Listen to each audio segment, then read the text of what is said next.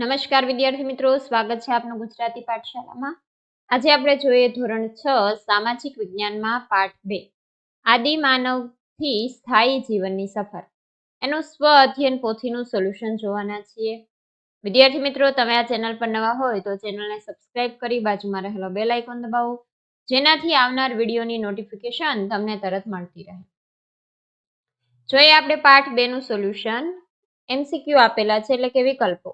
1. નીચે આપેલ પ્રવૃત્તિમાંથી કઈ પ્રવૃત્તિ આદિમાનવો દ્વારા થતી હતી? ડી. આપેલ તમામ. 2. આદિમાનવો કયા કારણસર ભટકતું જીવન ગાળતા? સી. એ અને બી બંને. 3. આદિમાનવો શિકાર કરવા માટે કયા હથિયારોનો ઉપયોગ કરતા ન હતા? સી. લોખંડના.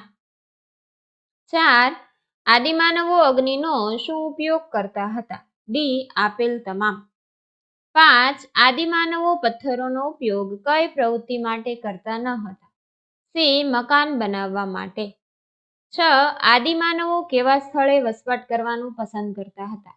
ડી. ઉપરોક્ત ત્રણેય વસ્તુઓ મળી રહે તેવા સ્થળે. 7. ભીમબેટકાની ગુફાઓમાં આદિમાનવની કઈ કલા આજે પણ જોવા મળે છે? એમાં આવશે સી. ચિત્રકલા. 8. કઈ શોધથી આદિમાનવના જીવનમાં ક્રાંતિકારી પરિવર્તન આવ્યું હશે?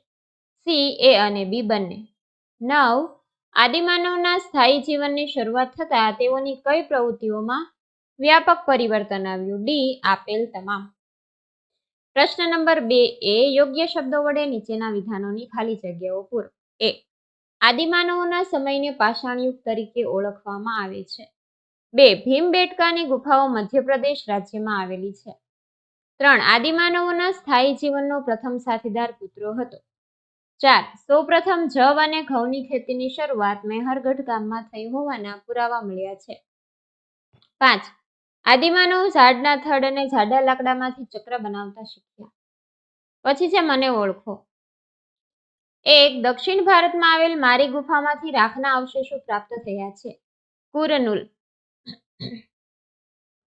ઘણા વર્ષો પહેલા મારામાં વ્યાપક પરિવર્તન આવતા વનસ્પતિ અને ઘાસના ક્ષેત્રો ઉભા થયા.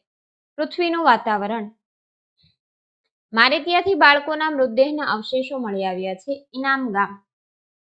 સી. નીચેના દરેક વિધાનોના ખોટા શબ્દ પર ચેકો મારી વિધાન ખરું બનાવો. 1. સ્થાયી જીવન શરૂ થતા આદિમાનવે ગાય ભેંસ પાળવાનું શરૂ કર્યું. 2. વરસાદ અને જંગલી પ્રાણીઓથી બચવા આદિમાનવો પ્રાકૃતિક ગુફામાં રહેતા.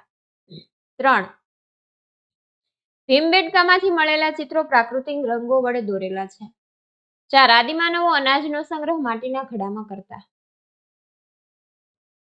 પ્રશ્ન 3 એ નીચેના પ્રશ્નોનો ઉત્તર 1-2 વાક્યોમાં લખો. 1. શિકાર કરતી વખતે આદિમાનવોને કઈ મુશ્કેલીઓ પડતી હશે?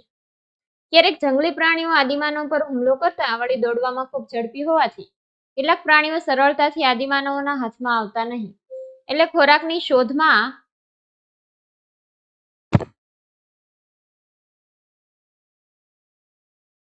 એક સ્થળેથી બીજા સ્થળે ભટકતા રહેતા. 2. આદિમાનવો કેવા સ્થળે વસવાટ કરવાનું પસંદ કરતા હતા? શા માટે?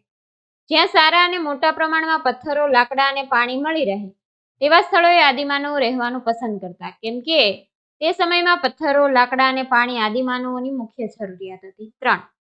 ભીમબેટકાની ગુફામાં આદિમાનવોએ કયા કયા ચિત્રો દોરેલા છે? ભીમબેટકાની ગુફાઓમાં પક્ષીઓ, હરણ, લાકડાના ભાલા, વૃક્ષો અને માનવના લગભગ 500 ચિત્રો મળી આવ્યા છે. 4. પૃથ્વી પર તૃણાહારી પ્રાણીઓની સંખ્યા કયા કારણસર વધી હતી? આજથી લગભગ 12,000 વર્ષો પહેલા વિશ્વભરના વાતાવરણમાં વ્યાપક પરિવર્તન આવ્યું. દુનિયાના અનેક ક્ષેત્રોમાં તાપમાન વધતા વનસ્પતિના ક્ષેત્રો ઉભા થયા, તેને પરિણામે ઘાસ ખાનારા તૃણાહારી પ્રાણીઓની સંખ્યા વધવા લાગી. 5. સ્થાયી જીવનની શરૂઆતમાં આદિમાનવો કયા કયા પ્રાણીઓ પાળતા? સ્થાયી જીવનની શરૂઆતમાં આદિમાનવો કૂતરા, ઘેટા બકરા, ગાય, ભેંસ, ભૂંડ વગેરે જેવા પાલતુ પ્રાણીઓ પાળતા. 6. પુરાતત્વ શાસ્ત્રીઓએ ભારતમાંથી આદિમાનવોના વસવાટમાં કયા કયા સ્થળો શોધી કાઢ્યા છે? પુરાતત્વ શાસ્ત્રીઓએ આદિમાનવની વસાહતોના બુરછોમ, ગુર્ફકાલ, હોરંગી, મેહરગઢ, લાંઘણજ, ભીમબેટકા વગેરે સ્થળો શોધ્યા હતા. 7. આદિમાનવે કૃષિની શરૂઆત કેવી રીતે કરી? આદિમાનવોના વાતાવરણમાં વ્યાપક પ્રમાણમાં પરિવર્તન આવતા તેઓ ઘઉં, જવ અને અન્ય ધાન્યોના સંપર્કમાં આવ્યા. આ રીતે આદિમાનવે કૃષિની શરૂઆત કરી. 8. આદિમાનવો કયા કયા પાકો ઉગાડતા હતા?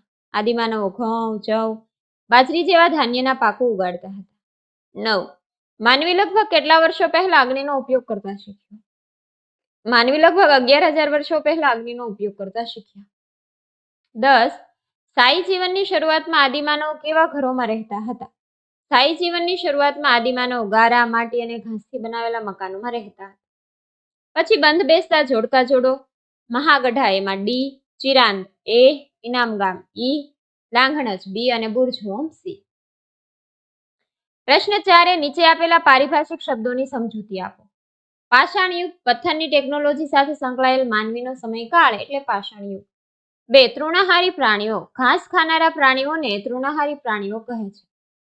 સ્થાયી જીવન. કોઈ એક જ સ્થળ ઉપર વસવાટ કરતા હોય તેવા લોકોના વસવાટને સ્થાયી જીવન કહે છે. પછી બી. નીચેના વિધાનો માટે કારણો આપો. 1. આદિમાનવ ભટકતું જીવન ગાળતા હતા કારણ કે આદિમાનવ હરણ, ઘેટા, બકરા જેવા પ્રાણીઓના શિકાર કરીને તેમજ કંદમૂળ અને ફળોને ભેગા કરી ખોરાક મેળવતો. ખોરાક મેળવવામાં જંગલી પ્રાણીઓના હુમલાનો સામનો કરવો પડતો.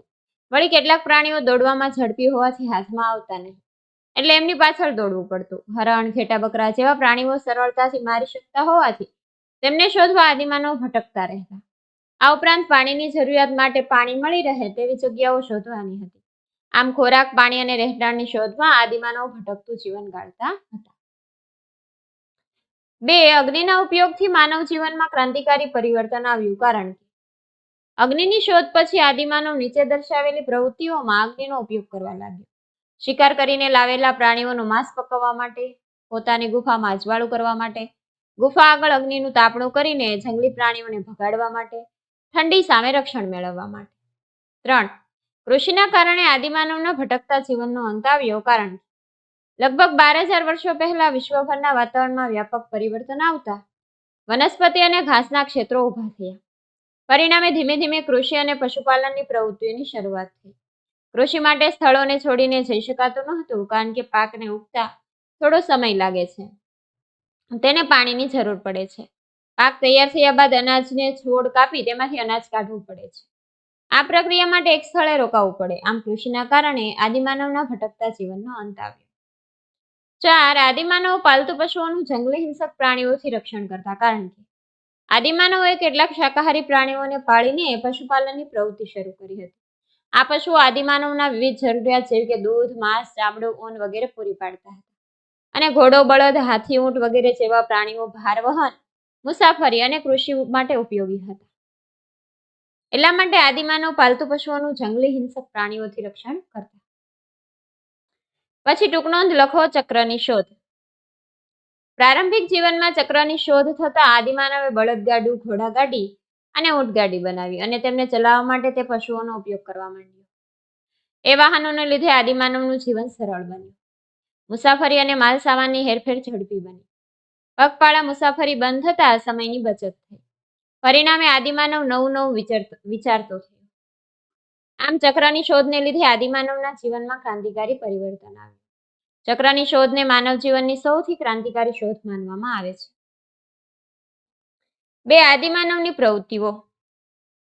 આદિમાનવો ખોરાકની શોધમાં ભટકતું જીવન જીવતા અને શિકાર કરીને પોતાનો સમય પસાર કરતા. આદિમાનવો વૃક્ષની છાલ અને પ્રાણીઓના ચામડાથી પોતાનું શરીર ઢાંકતા. આદિમાનવો પથ્થરોનો ઉપયોગ કરી વનસ્પતિ કાપતા તેમજ પ્રાણીઓને ચીરીને તેમની ચામડી કાઢતા.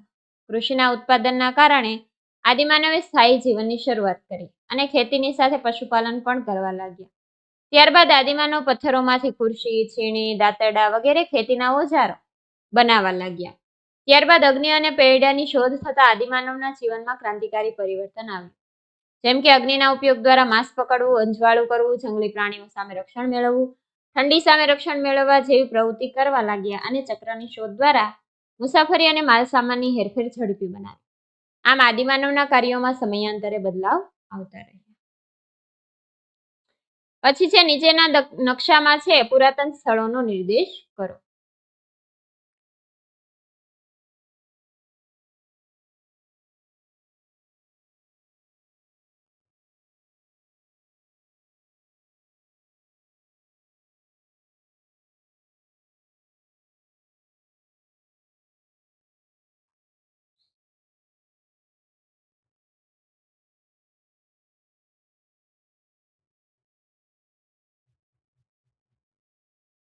માગ્યા મુજબ નીચેની પ્રવૃત્તિ કરવાની છે. એક પ્રોજેક્ટ કાર્ય છે. બીજું છે નીચેના શબ્દ ચોરસમાં કેટલાક પ્રાચીન માનવ વસાહતોના નામ છુપાયેલા છે. તેને શોધીને લખો.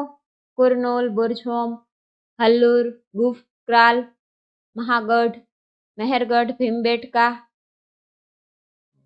ચિરાંદ અને લાંઘણજ.